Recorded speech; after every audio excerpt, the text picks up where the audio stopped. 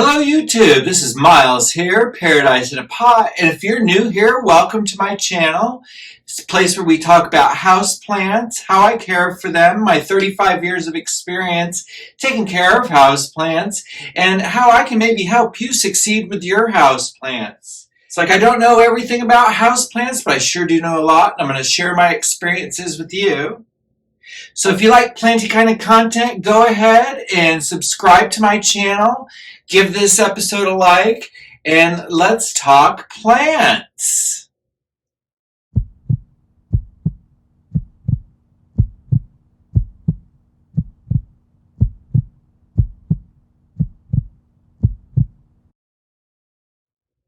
Alright gang, so today we're going to be starting a new little series. I'm going to do Plant of the Week, where I pick one of my house plants around here, especially one that I've had for a long time or one that maybe I have a little past history with that I've taken care of over my past 35 years of experience.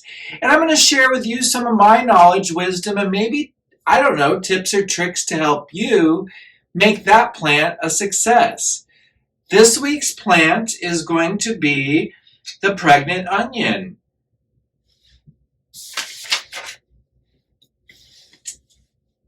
And the pregnant onion is scientifically known as, and I'll put it up on the screen here so you can jot it down if you want to look it up yourself and do a little more research just to see where I might differ. But the scientific name is Albuca bracteata. And that's as best as I'm going to be able to pronounce it, but we're going to, for today's purposes, call it the pregnant onion. It's also sometimes known as the false sea onion or the sea onion. Now I'm going to go ahead and put up a B-roll of my pregnant onion so that you guys can see how it looks. And what I'm going to say is, for my pregnant onion, I put it into a nice east-facing window so that it gets full morning sunshine.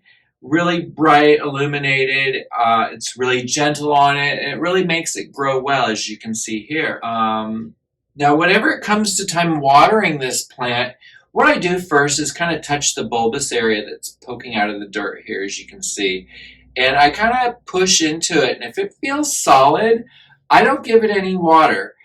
Once this outer layer starts to kind of feel squishy or soft, or like you can press into it, that's when it needs water. Now, you don't necessarily have to water it immediately. If it's got a lot of little bulbous areas poking out where you're going to be getting new little maybe pregnant onions, you can let that outer layer dry up for you, peel it off, and then give it a good water, and then let some of those little baby onions fall out. In nature, I think this is kind of how it works. I think it goes through a little bit of a drought, dries up, then the new little babies sprout out of the skin from around the edges of the mother, as you can see. This plant, what I do is when I pot it up, I put it into, let's see here, 25% peat potting mix, about 70% to 74% of succulent cactus mix, and then about a handful or 1% of perlite to make it nice and airy so that it doesn't really retain water. You really don't want this thing sitting in water. It will rot. I've seen them rot. They don't do well with a lot of water. They like to be on the dry side, and I think that's why this is one of those plants that does really well with me, because I'm an underwaterer. I'll let a plant dry out. This plant I keep in a range of 70 degrees to 85 degrees, even though I think it could take a little bit wider of a temperature range.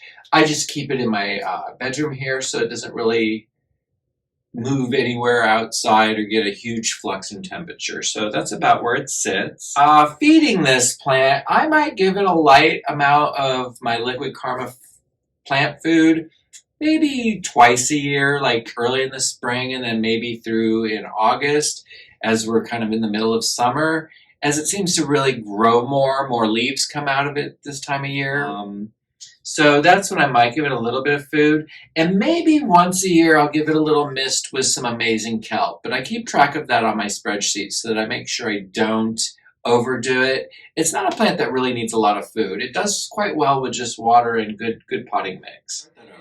This plant is native to South Africa. The habitat is forest or forest edges, closed woodlands, and sheltered slopes. So it kind of likes to be on the edge of the forest, maybe a little more sun than something that's deeper in the forest.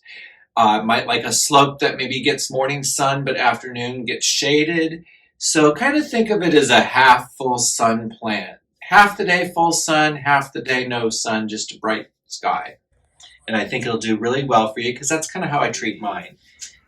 So about this plant, another thing I will say is this is a plant that my grandma had back when I was a little kid. I remember her having a lot of these sitting.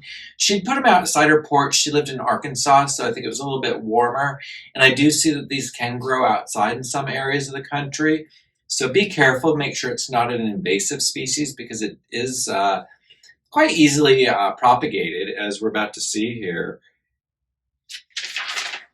And I also know there's a little history that sometimes there's old tales of Germans, and I'm not sure how factual this is, and please don't do this. I'm not a doctor or a scientist, but that they used the leaves, they'd grind them up and push them through a cheesecloth to get the sap out of the leaves to use for a throat lozenge. And I'm not sure, again, it's just something that came up when I was looking into it. I thought it was kind of interesting. It's a very, very, very easy plant to take care of. Don't worry if that outer layer of the bulb turns brown and gets dried up. Just peel it away, give it some water, and it should be just fine. It's kind of how the plant grows and gets bigger, and it's also how you release those little baby plants so that you can get at them to propagate them and give them out to your friends. And then as we're here now, we're going to talk about the propagation of this plant. So I have, looks like 8 little onionettes, and we're going to go ahead and pot those up. And then what I'll do is in the next few weeks, I'll give you, during one of my plant of the weeks, we'll go back and review and see how well these little rootings are taking.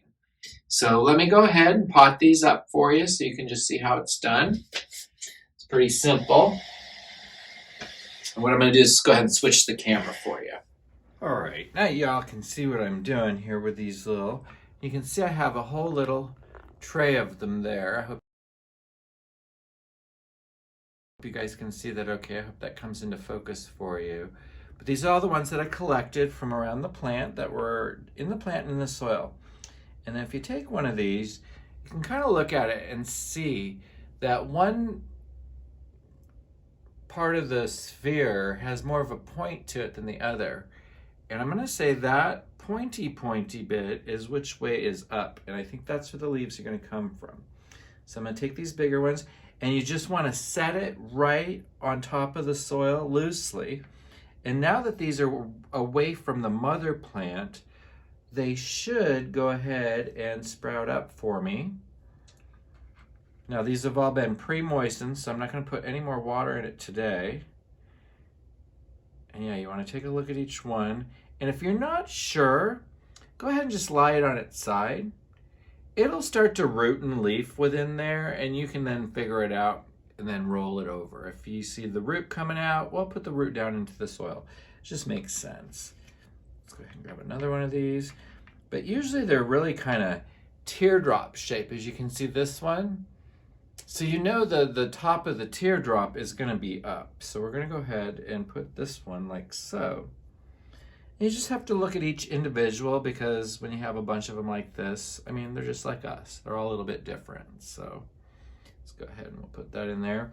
And I have 2 sized pots here because I didn't have as many of these little pots as I'd like to have for this. Well, this one's kind of round. I'm not sure. I'm going to say this is up. And this one's very teardrop, so we can know that this is up. And then we've got the last one here, very teardrop, this side up. And there we go, we have them all potted up. And we'll just let those go ahead and go, and I'll give you guys updates as time goes by of what happened with all of these. So I'll go ahead and put these into the light, and that is the pregnant onion. All right, YouTube, that's everything I have to share with you today about the pregnant onion.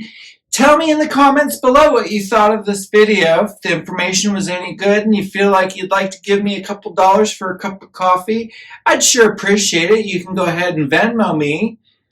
And otherwise, I'm going to wish you all a great Sunday afternoon. And again, remember, subscribe to the channel if you'd want to make sure and keep up on these pregnant onions and other plenty of the weeks we do. Thanks much for watching, guys. Take care. Bye.